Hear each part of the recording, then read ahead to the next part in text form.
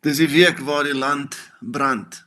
Jacob Zuma se nalatenskap ironies genoeg word gevier op 'n gepaste wyse deur looting en chaos.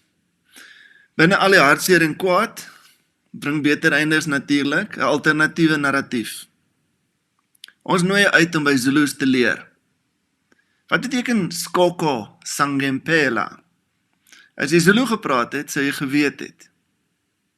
Hier is die uitnodiging.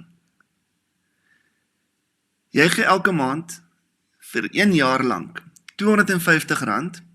Beter eindes stuur dit direk. Ons vat nie 'n sent nie.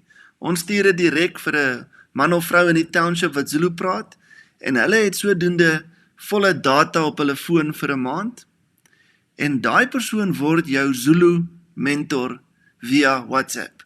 So as jy wil weet wat is hond in Zulu, dan gaan jy nie Google nie, jy gaan met jou nuwe Zulu vriend of vriendin kontak maak op WhatsApp en sê, Dear Tabu, what is dog? En dan gaan Tabu vir jou terugstuur, Inja. En dan kan jy selfs voice notes gebruik en sê, oh, Inja. En Tabu kan sê, no, not Inja, Inja. En so het jy 'n lewendige Zulu mentor via WhatsApp. Dis natuurlik 'n dubbele, 2 vleie met 1 klap, kan ek sê, want jy leer Zulu en iemand anders word gehelp met data op 'n waardige, menswaardige wyse. So in hierdie tyd van die vlamme, kom ons maak voorbrand vir die volgende 4, deur goeie verhoudings te bou, deur by mekaar te leer en saam te werk.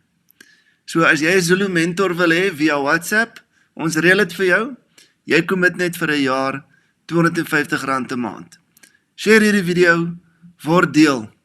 Dis eenvoudig, e-pos ons, xin@betereinders.co.za en ons hoek jou op met die betaling en die Zulu mentor. xin@betereinders.co.za.